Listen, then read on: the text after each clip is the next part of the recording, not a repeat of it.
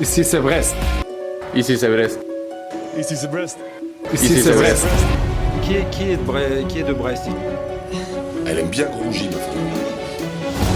Le doublé de Jérémy Le Doiron. Donnez-lui le ballon d'or.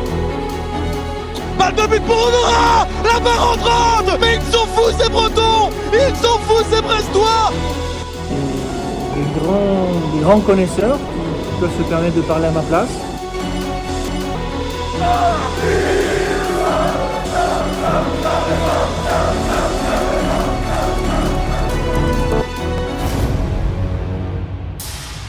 C'est bon d'aimer le stade brestois. Brestoise, Brestois, bienvenue sur Brest On Air.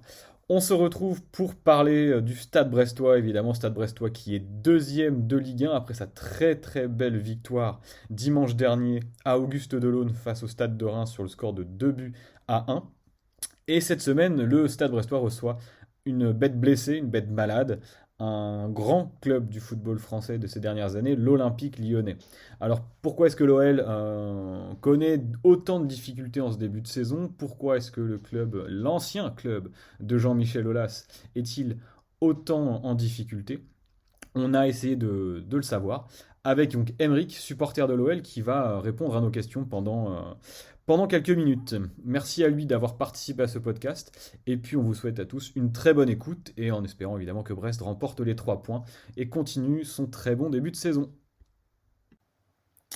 Alors on retrouve cette semaine un supporter de l'Olympique Lyonnais, donc c'est Emeric qui est avec nous pour le podcast consacré à l'adversaire. Salut Emeric, comment ça va? Salut à tous. Plutôt bien. Écoute, quelques jours après avoir trouvé un nouveau coach, donc on est plutôt content côté Olympique Lyonnais. Je pense que je parle au nom de pas mal de personnes. Donc plutôt bien. Ok, alors est-ce que en quelques mots, comme ça tu peux te présenter aux auditeurs de Brest On Air, tu es supporter de l'OL depuis des années? Oui, ben, je pense depuis. Alors, je suis assez âgé entre guillemets depuis le début des années 90, je dirais. Je pense que mon premier match que j'ai vu au stade, c'était en 98. Et ce qui est assez drôle, c'était que c'était un OL Le Havre qui a été terminé par un 0-0. Et je crois que c'était en janvier. Donc, j'étais petit et je me suis calculé tout le match pour voir un match très moyen. Mais ça m'a suffi pour tomber dans l'Olympique Lyonnais. Ouais, donc, effectivement, commencer par ça, c'était peut-être pas l'idéal, mais en tout cas, tu as dû te régaler dimanche dernier, parce que c'était aussi un OL Le Havre et aussi un 0-0. Ouais, compliqué, hein, compliqué encore ce match. On aurait dû le gagner, mais on n'a pas mis tous les ingrédients nécessaires pour. Alors justement, quand on regarde l'Olympique Lyonnais un petit peu de l'extérieur, chose que je fais depuis le début de la saison, on a l'impression que c'est la galère à la fois sur le plan sportif, également sur le plan plutôt extra-sportif, je dirais. Qu'est-ce qui va à Lyon aujourd'hui, en fait, finalement? Qu'est-ce qui va bien?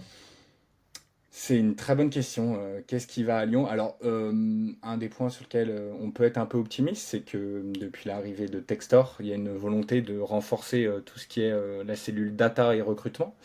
Donc on a pu récupérer Mathieu Louis-Jean de Marseille, qui est quand même une sommité au niveau recrutement, qui est vraiment très intéressant, qui je pense se sentait un peu à l'étroit à Marseille parce que Longoria a tendance à pas mal verrouiller tout ce qui est l'aspect recrutement. Là je pense qu'à l'OL il n'est pas bien mieux à cause des contraintes des NCG, mais c'est quelqu'un qui a beaucoup de bonnes idées et un bon réseau.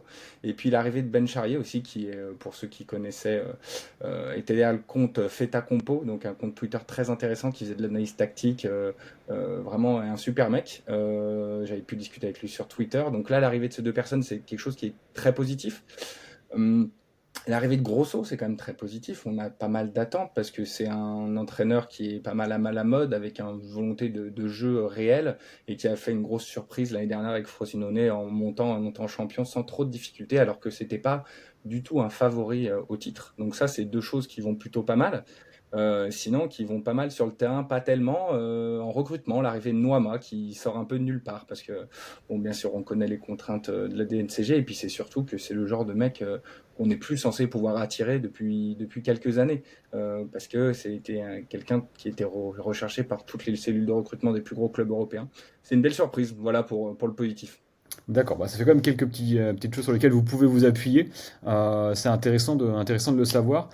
Cela dit, à te voir, j'ai l'impression que la partie négative, pardon, a l'air un petit peu plus chargée, un petit peu plus remplie. Depuis le début de la saison, l'Olympique Lyonnais donc, a fait 2 matchs nuls, si je ne me trompe pas, et subi 4 défaites. En tout cas, de matchs nuls contre Le Havre. Tu me rappelles les résultats peut-être de l'OL, je ne sais plus exactement où est-ce que vous en êtes. En tout cas, Alors, vous n'avez pas connu la victoire encore. non, on n'a pas connu la victoire. Il me semble, mais je me trompe peut-être que on a seulement joué 5 matchs. Donc en effet, pour 3 nuls, 2 défaites.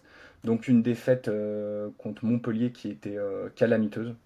Vraiment, on s'est pris des accélérations par Moussa Tamari notamment, il nous a désossé, notamment avec une passe décisive de Lecomte, donc le gardien en une touche pour Moussa Tamari. C'était catastrophique tout le match. Une défaite contre Paris qui était évidente. On n'a pas fait le pire match, mais bon, ils étaient tellement au-dessus et nous tellement moribonds qu'il n'y avait aucun doute sur le résultat final. Même si on a gagné la deuxième mi-temps, je serais capable de dire Jean-Michel Aulas s'il était encore en place. Et sinon, on a fait 3 nuls. Le premier nul contre Strasbourg qui est miraculeux pour Strasbourg. On fait un match correct. Strasbourg était fantomatique depuis l'arrivée de Patrick Vieira. Pour l'instant, c'est assez compliqué. Et puis 2 autres matchs nuls. Donc celui contre Nice où là c'était vraiment calamiteux. Aucune volonté de gagner. On essaye de gagner du temps pour garder le nul à partir mais tellement tôt dans le match. C'est vraiment scandaleux quand tu es l'Olympique Lyonnais avec le budget, l'histoire que tu as, les infrastructures de jouer comme ça. Et puis le match contre le Havre, là on avait un petit espoir qu'avec Laurent Blanc, peut-être que les joueurs allaient se réveiller et peut-être avec le coup de pression des supporters au stade que ça allait faire quelque chose. Le match était assez moyen, il n'était pas catastrophique mais assez moyen, donc un nouveau match nul. Donc on marque très peu, tout ce qui était match de prépa était vraiment très inquiétant aussi. Des personnes avaient tendance à dire oui, il ne faut pas juger sur les matchs de prépa, mais bon, quand tu les regardes et qu'il n'y a vraiment rien, aussi bien au niveau du résultat que du jeu, il n'y avait rien sur lequel se raccrocher. On était déjà inquiets avant le début de la saison, et en fait, on ne s'est pas trompé pour la plupart des Alors, je supporters. rebondis sur ton inquiétude parce que de l'extérieur, on a l'impression que l'Olympique Lyonnais, sur la deuxième partie de saison de l'année dernière, avait quand même plutôt bien performé. Si je dis pas de bêtises, vous êtes troisième sur la poule retour, avec quelques matchs moi, dont je me souviens, le match contre Montpellier, que vous retournez complètement. Et j'avais vu quelques promesses quand même intéressantes, avec un Ryan Cherki qui commence à monter en puissance, un Lacazette qui met 27 buts, ce qui est colossal en Ligue 1, avec des joueurs au milieu de terrain qui me semblent pas non plus déconnants. Alors il y a eu le départ de Barcola, je ne sais pas dans quelle mesure tu vas nous dire, ça peut vous affaiblir ou pas, puisque peut-être que Nouama aussi, lui, vient pour apporter et remplacer ce joueur parti. Comment tu expliques ce fait qu'on voit un Olympique Lyonnais plutôt encourageant, je dirais, sur la deuxième partie de saison dernière, et un Olympique Lyonnais complètement aphone, en fait, depuis la reprise? Alors pour la deuxième partie de saison, en effet, il y avait du positif. En même temps, on partait tellement loin que forcément c'était déjà mieux. Je remettrais un peu en question ça sur 2 aspects. Le premier, c'est que tous les concurrents à l'Europe, enfin on va dire concurrents, tous les prétendants à l'Europe, parce qu'on les concurrençait pas tellement, se sont ont fortement ralenti ou sont même un peu écroulés en deuxième partie de saison. Je pense à Rennes notamment, mais pas seulement. Donc du coup, le train de l'OL, certes, était correct, mais il n'était pas fou non plus. La deuxième chose, pour quand même remettre un peu en question ce côté positif de la deuxième partie de saison, c'est quand même l'élimination catastrophique en demi-finale de Coupe de France contre Nantes. On avait la possibilité d'accrocher, malgré une saison vraiment mauvaise, une Coupe d'Europe, et on la gâche de façon scandaleuse. Le match est ignoble, vraiment. Il est dramatique. Et la toute dernière journée, alors qu'il y avait de très minces espoirs encore d'être européen, on fait un non-match contre Nice, un non-match où il nous explose alors que Nice n'est pas bon depuis 10-15 matchs. Donc voilà pour remettre un peu en question. En effet, on fait une deuxième partie de saison plutôt correcte. Tu as cité Cherki, en effet, Cherki était bon. Cherki est correct en début de saison, mais en fait correct parce que les autres sont dramatiques, sinon il est un peu moyen. Une des raisons, c'est déjà qu'il n'y a personne autour de lui, pas beaucoup de mouvement, donc il peut faire un peu l'addition tout seul. Il redescend très très bas pour prendre le jeu à son compte, mais du coup moins de lucidité dans le dernier tiers.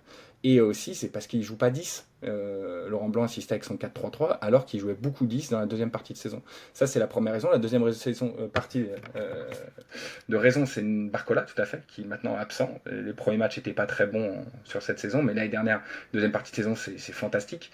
Mais encore une fois, c'est pas tellement dû à Laurent Blanc, ni dû à vraiment une planification. En fait, Barcola se met à jouer. Pourquoi ? Parce que Toko Ekambi pète un câble et qu'on est obligé de le sortir de l'OL et qu'on n'a pas d'autres joueurs, donc on fait jouer Barcola. C'est un peu de la chance. Hein.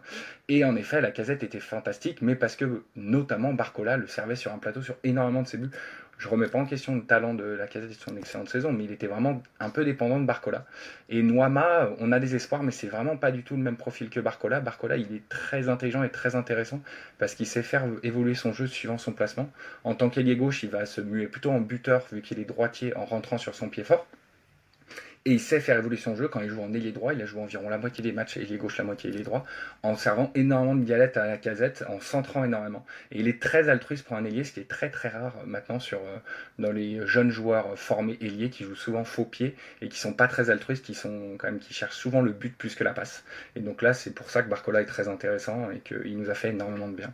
Donc voilà, parmi les points positifs. Et il y a eu notamment un bon Cacré en deuxième partie de saison, un Lovren qui a fait beaucoup de bien aussi quand il est arrivé.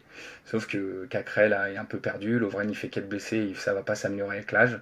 Barcola est parti, Lacazette est en dépression. Voilà, pour l'instant, début de saison très complexe. Début de saison très complexe, et puis finalement, alors pour moi qui suis né dans les années 90, j'ai grandi au foot et j'étais aussi élevé au foot avec évidemment le Stade Brestois au stade, mais à la télé, ce qu'on voyait, nous, c'était l'OL de Juninho, l'OL de Michael Essien, etc., de Benzema plus tard. Comment est-ce que toi, en quelques mots, sans refaire évidemment tout l'historique de l'OL sur les 15 dernières années, comment tu expliques et comment tu vis ce déclassement, je dirais, de l'OL qui n'est plus en Ligue des Champions même en Europe depuis quelques saisons, alors que vous étiez encore en demi-finale de Ligue des Champions il y a peu, c'était lors du Final Four pendant le Covid, si je dis pas de bêtises. Comment est-ce que vous vivez, vous expliquez voilà, ce déclassement de l'OL qui est pour moi et qui était pour moi un club qui devait en tout cas rivaliser avec l'OM et le PSG pour le titre, si ce n'est le titre, au moins une place sur le podium. Et aujourd'hui, je vois des supporters lyonnais parler, si ce n'est de maintien, mais de ventre mou, de saison où il faut éventuellement accrocher la 6e place, ce serait un exploit. Pour vous, ça doit être assez dur à vivre quand même, non? Oui, c'est compliqué à vivre. Personnellement, je connais pas mal de personnes qui, au fur et à mesure des saisons, tentent légèrement, parce que tu peux pas vraiment le faire, de prendre un peu de recul par rapport à ça pour le vivre moins mal. Et puis on va dire qu'ils nous ont habitués à le faire, c'est sur du long terme. Donc oui, c'est quand même compliqué à vivre. La première raison, c'est que c'est un petit peu un côté de vanité et d'ego de l'Olympique Lyonnais et de Jean-Michel Aulas particulièrement. C'est-à-dire qu'on était tellement en avance sur tellement de sujets dans les années 2000 qu'on a cru qu'en restant comme ça, on allait toujours être devant et en avance sur les autres clubs. Et en fait, on fonctionne encore comme un club de foot des années 2000, alors que entre 2000 et 2020, il y a eu tellement de changements, ça a été une période où tout a changé au niveau du foot. Je pense à l'importance du recrutement, de la data, de spécialistes, je sais pas, sur les coachs mentaux, les trucs comme ça. Nous, l'OL, on a décidé de ne pas prendre en considération toutes ces évolutions. Donc du coup, on a été assez rapidement largué. Je pense que c'est vraiment ça. On a continué à fonctionner comme un club familial, entre guillemets, mais avec le mauvais côté un peu familial, c'est-à-dire du copinage, de la flagornerie. Vraiment, pour avoir un bon poste à l'OL pendant très longtemps, j'espère que c'est plus le cas. Il suffisait un peu de flatter Aulas et ça suffisait en fait. C'était vraiment ça. Donc c'est un gros problème. Et la deuxième raison, c'est que depuis l'entrée en bourse, notamment la volonté de créer son propre stade, etc., l'OL, on a l'impression que le sportif n'est plus du tout la priorité. Que la priorité, en fait, c'est plutôt l'économique, le financier. Et sauf que quand tu es quand même un club de foot et que tu mets l'accent 100% sur l'économique et le financier et plus du tout sur le sportif, bah c'est très court-termiste. C'est-à-dire qu'au niveau financier, tu vas y perdre si tu n'es plus compétitif au niveau sportif. Et c'est ce qui nous arrive. Et la dernière raison de pourquoi on n'y arrive plus, c'est que maintenant, alors qu'on a été un des clubs les plus sains économiquement, financièrement pendant très longtemps, on est en difficulté économique et financière. C'est parfois exagéré et parfois mal calculé parce que n'est pas assez pris en considération tous les actifs qu'on a, notamment les actifs immobiliers par le stade, mais aussi les actifs un peu plus immatériels comme la qualité de notre centre de formation. Mais la dette du stade et le fait qu'on continue à payer des salaires de joueurs entre 3 et 4 millions par an en étant plus européens, eh ben, ça nous met dans des situations financières qui ne sont plus possibles. Donc on a un train de vie qui n'est plus adapté à notre niveau actuel et à nos résultats. D'accord. Alors, et je rebondis maintenant sur la question de l'entraîneur, parce que depuis quelques saisons, vous avez enchaîné les coachs. Nous aussi, hein, mais vous, c'est un petit peu plus surprenant, en passant de Silvinho à des coachs comme Rudy Garcia, ensuite Laurent Blanc, c'est des coachs n'ont pas grand-chose en commun. Là, c'est Fabio Grosso qui arrive à l'OL. De l'extérieur, ça me semble être un choix assez intelligent, un choix assez intéressant aussi, ancien joueur du club, qui a l'air d'avoir certaines idées sur le jeu. Pour toi, qu'est-ce qu'il doit faire, Fabio Grosso? Déjà, est-ce qu'il arrive en ayant un bon a priori, je dirais, des supporters? Est-ce qu'il arrive en étant soutenu? Et qu'est-ce qu'il va devoir faire pour passer après Laurent Blanc, qui visiblement, lui, n'était pas totalement impliqué, peut-être c'est un euphémisme, mais en tout cas dans le projet lyonnais. Alors en effet, nos différents coachs, et je te dirais même récemment les différentes pistes pour nos nouveaux coachs, ont rien à voir les uns avec les autres au niveau de leur qualité principale, de leur façon de faire jouer leur club. Quand on voit que les deux derniers à tenir la corde pour être coach, c'était Gattuso et Grosso, et qu'ils ont visiblement pas grand-chose en rapport au niveau coaching, avec Gattuso assez défensif, un gueulard, assez agressif, voilà, et Grosso davantage par le jeu, par un jeu offensif. C'est vrai qu'il y a vraiment rien à voir. Donc on se rend compte de deux choses, que pendant longtemps on voulait attirer des noms, peut-être que c'est encore le cas avec Textor, et pas tellement des profils de coach, et que surtout il y a pas mal de vents contraires au sein même du club et des voix différentes.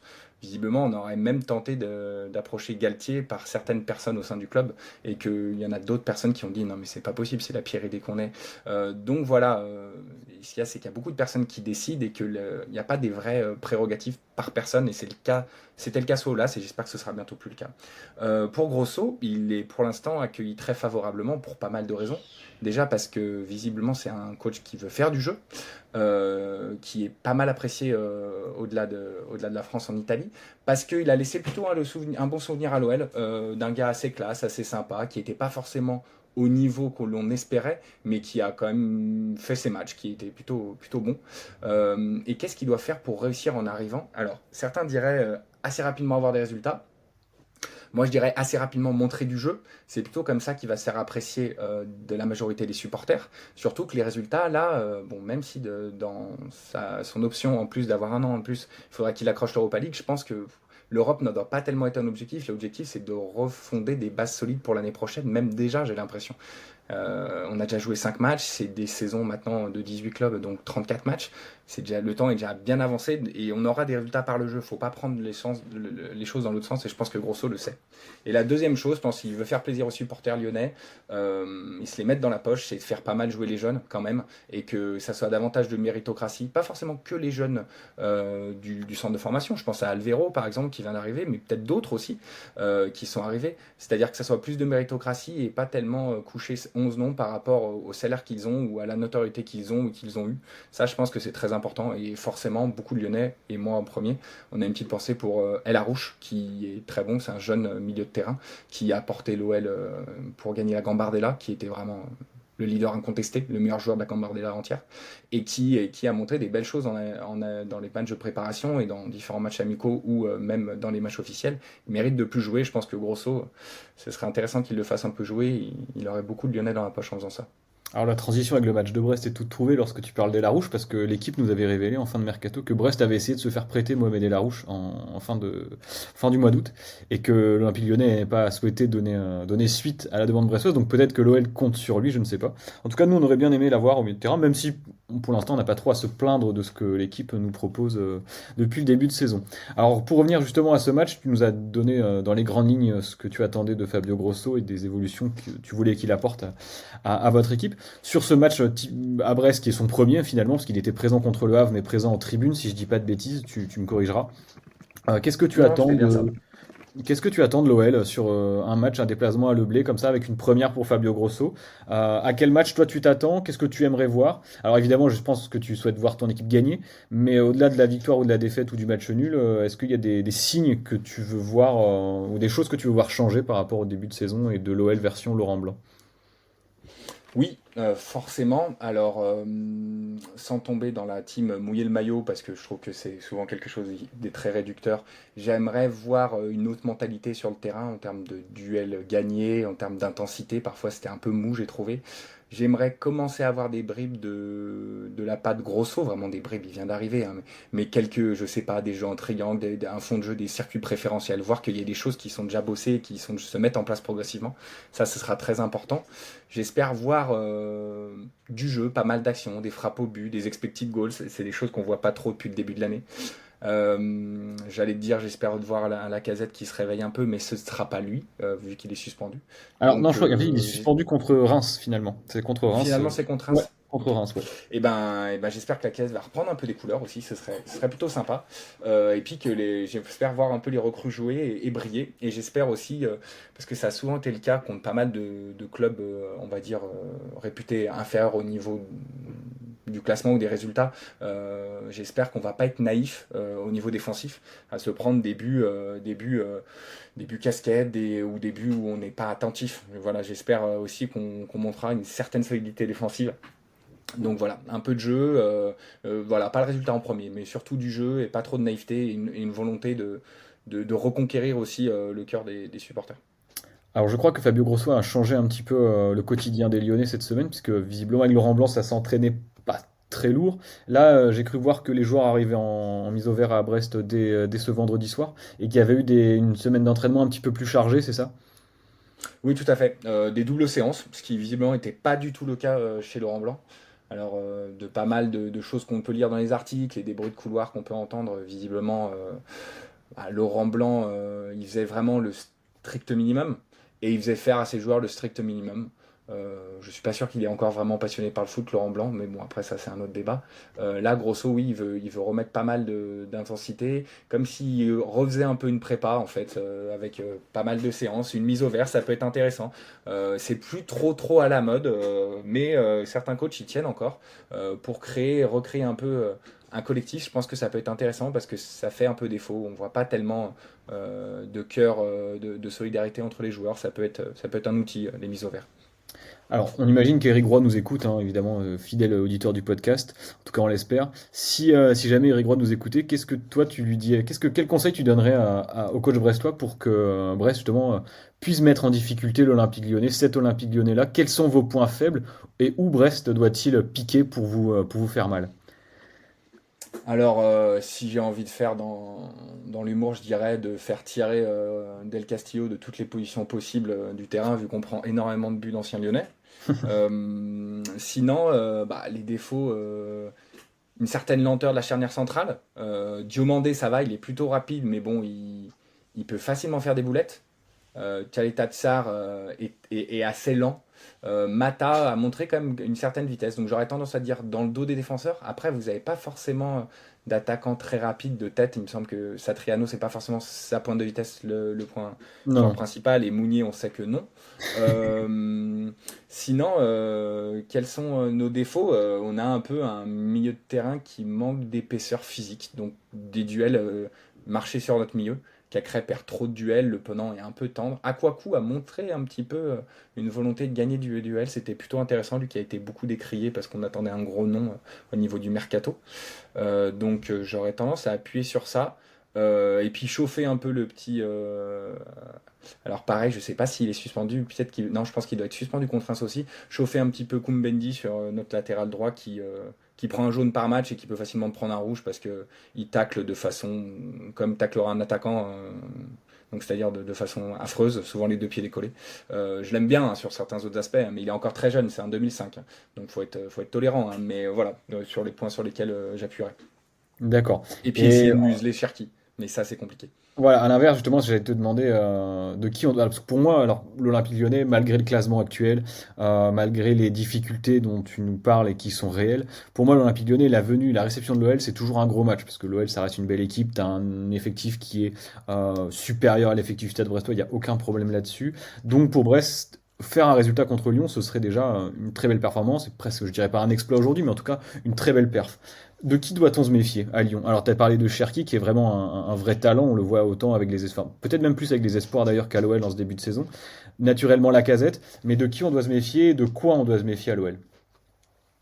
Alors, Cherki, j'irai assez vite. En effet, tout transite par lui. Et dès qu'il n'est pas sur un terrain, notre équipe est très moribonde parce que personne ne prend la responsabilité de créer quelque chose avec le ballon. Ou ils en sont incapables, ou ils ont trop peur, ou ils sont en manque de confiance totale.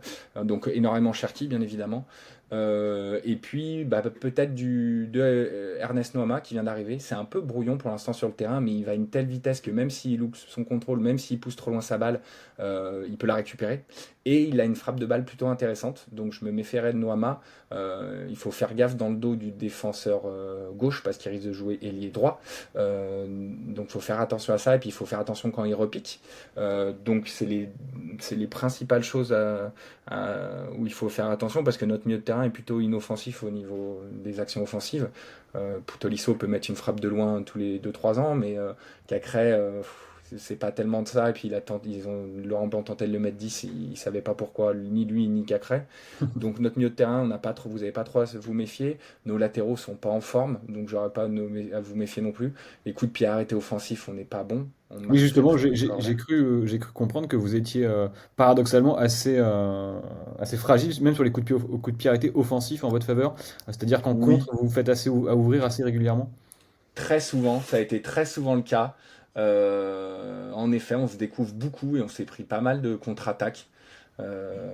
Donc en effet, dans ce sens-là, c'est peut-être pour ça qu'on n'est pas bon en coup de pied offensif maintenant, parce que peut-être qu'on se découvre un peu moins, donc on fait moins monter de joueurs. Et puis ça avait tendance à être Loukeba le plus dangereux en coup de pied arrêté offensif, donc on l'a même plus, ou Dembélé, mais on l'a plus non plus. Donc voilà, le principal danger, j'aurais tendance à dire que c'est Cherki et Noama, et éventuellement le Baldé s'il joue. J'ai pas mal d'attentes sur Baldé, enfin pas mal d'attentes. Toujours relativisé par rapport à son prix, hein, mais par rapport à son prix, je pense qu'on fait une belle affaire. Après, on est tout à fait capable de le rendre aussi totalement moribond, comme on a fait avec beaucoup de joueurs aussi, hein. Mais j'ai encore espoir pour lui, parce qu'il a montré de très belles choses à 3 quand même. 12 buts en Ligue 1 l'année dernière, dans un club vraiment qui n'était pas en forme, dont un doublé contre Paris. Il a des belles qualités. Tu as parlé de Romain Del Castillo à Brest, qui est donc formé à l'OL. On a eu quelques anciens Lyonnais. On avait eu Zachary Labidi à l'époque, je me souviens. On a eu également Julien Faussurier, qui était de la génération de Karim Benzema. Pourquoi est-ce que Romain Del Castillo, ça l'a pas fait à l'OL après sa formation? Il est parti assez vite. Il était bouché par d'autres joueurs plus talentueux. C'était les blessures. Tu te souviens, toi, un petit peu Je crois pas qu'il a été forcément touché par les blessures. En fait, il a été touché par. Alors, c'est assez triste qu'il ait pas pu jouer. Et je pense qu'il aurait sa place au moins pour être sur le banc de notre OL actuel, voire peut-être un peu plus. Il a un très beau pied gauche, il montre des belles choses. Et en plus, c'est un profil qu'on ne s'est pas trop formé à l'OL, c'est-à-dire des ailiers. On forme très très peu d'ailiers. Je pense que le foot français le sait maintenant. On forme pas mal de milieux de terrain, des attaquants. Quelques défenseurs, des centraux, mais on forme ni des latéraux ni des ailiers, en tout cas qui percent pas au niveau international, voire même national. Del Castillo, malheureusement, a été victime d'une chose, c'est qu'il a fait des bons prêts depuis l'OL, sauf que quand on prête quelqu'un, qui réussisse ses prêts ou qui réussisse pas ses prêts, ça termine toujours pareil, on compte pas sur lui.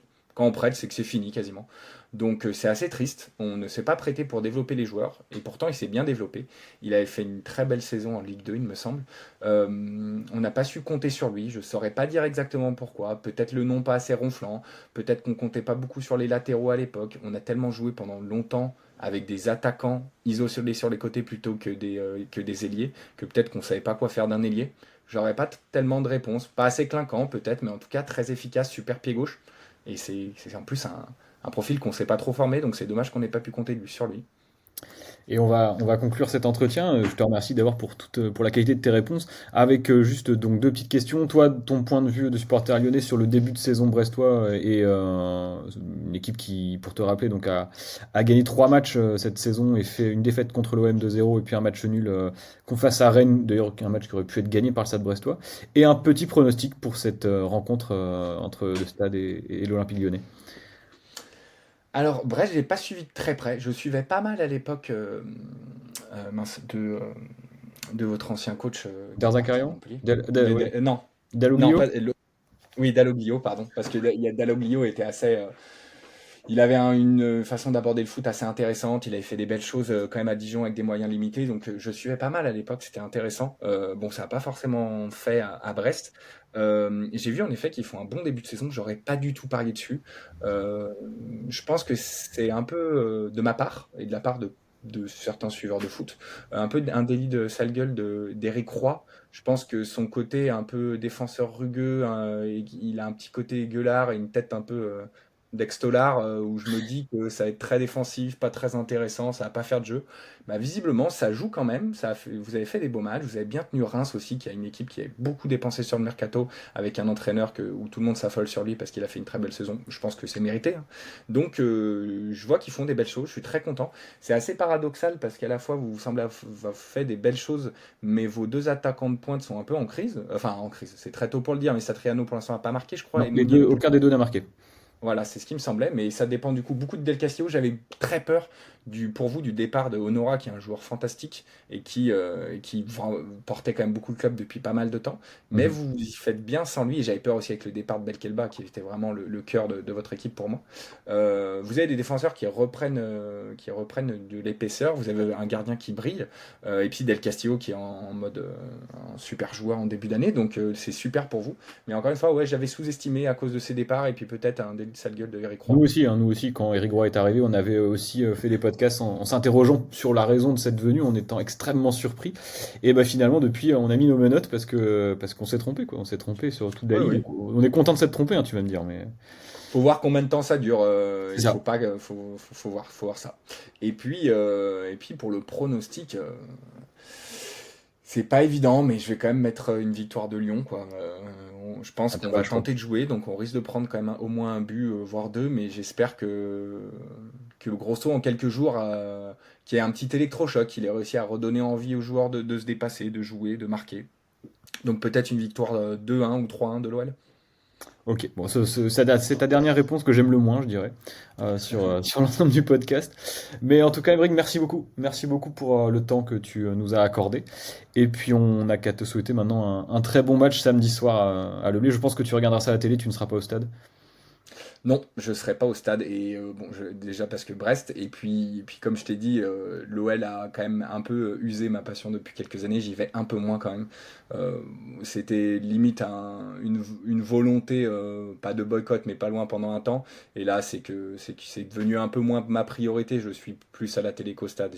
J'espère que dans les prochaines années, j'y retournerai un peu plus, qui vont me donner envie de le faire en tout cas. Et ben en tout cas, on vous le souhaite. On souhaite à l'OL de bien se remettre cette saison à partir de la septième journée si possible, tout en nous laissant 3 points à samedi soir. Et puis après, on vous souhaite une série de victoires et Fabio Grosso porté en triomphe chez vous là-bas. Merci beaucoup, Émeric. Et bon, voilà, peut-être Merci à toi. au match retour. Merci à tous.